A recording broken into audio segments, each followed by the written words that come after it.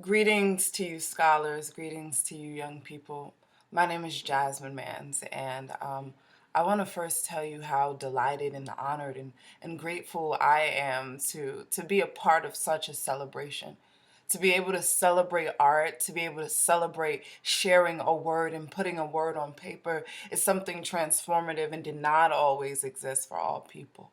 And so young people, you grand prize runners out there, I want you to take this ability that you've been given and keep it in your heart and keep it in your mind and understand that it is a tool for transformation. It is a tool for revolution and change.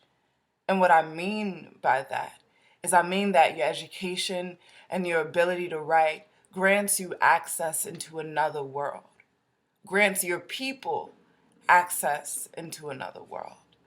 As a black woman, I understand that all of my people weren't able to write, weren't able to read. So what shall I do? What am I charged with? And I'll tell you, I'm charged with the privilege to go back to my community to teach.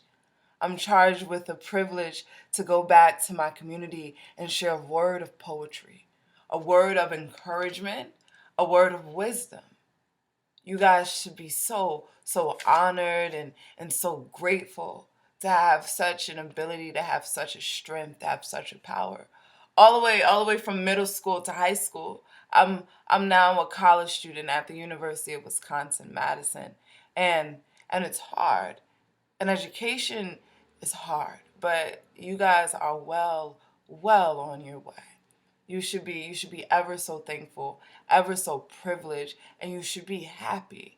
You should pat yourselves on the back because what you guys have done is something beautiful. And I remember being in your seats. I remember writing a poem. It all started with one poem. Don't let this be the last poem you write. Don't let this be the last story that you tell. Your story is someone else's story. Your opportunity is someone else's opportunity. The steps that you use to walk in to your first opportunity will be the gateway for so many other people just like you. And that's important. What we do for others is the most important thing. Um, Maggie asked me, what could I possibly say to you young people? And I think you have it all. I think you have every tool necessary to create a bright future for yourselves. And I'm so proud of all of you, you grand prize winners, and all of you students who decided that I want to step out on a limb and I want to share a piece of myself in order to change my world. And I was thinking of what piece of poetry could I possibly share with these guys. And I picked something. I picked something that's dear to my heart as a young person of color who wants to transform my world.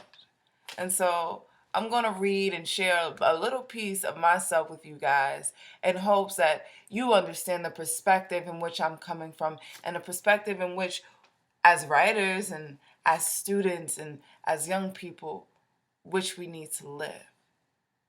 Because soon this world will be ours, not that of our parents. We will be the decision makers. And so with that, what decisions, what changes will we put in place for our next generation? Some kids at some black school that maybe no one will remember 100 years from now decided that their people were worth full citizenship of their country, that her words and her actions would vouch for them, that she would promise her unborn daughter that she would sing all the way to the promised land. Kids who never had anything want to leave something, and if they never had anything, they won't have anything to lose. But what is all this for anyway? Huh? These poems, these graduation pictures, these diplomas, if it does not come with a legacy that our children will remember, that our children will hold hands and remember. Some kids woke up this morning, then pushed their hair out of their face, and decided that they were possible. They wanted their own selves back in their own bodies. They were tired of seeing their mothers and sisters pinch and scrape, couldn't settle for just being given a name, needed somebody to see the sweat dripping off their faces, wanted the world to see all of them.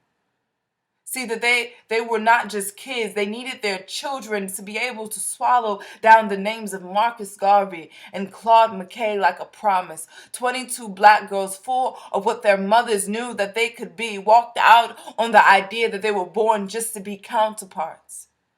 When I was younger, I used to swallow the dreams and the dates of history down like candy, memorize them like the names of my peers. I knew nothing of who I really was, or what they gave up for me to be here, what parts of them would never be whole again. I couldn't tell you until recently what could make a woman stand on her blistering feet to march with strangers, what could make her beat down doors and stay up night after night for people she had never met.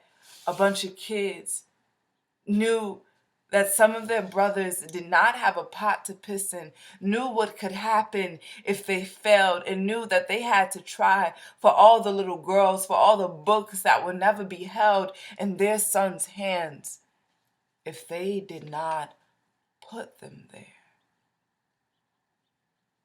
So young people, all of you, each and every one of you, I charge you to put a book in a young person's hands, to put an opportunity in somebody's hands, to give somebody a voice, to give somebody a chance.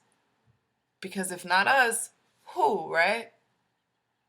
I'm a 21-year-old woman who's a senior in college, and I think the most significant part about all that I have is my ability to share it with you guys. We are not a people or a community if we don't share ourselves. So thank you all.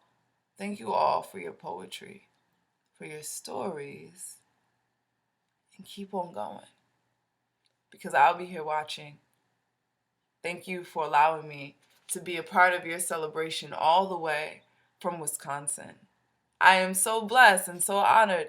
And to you winners, good luck.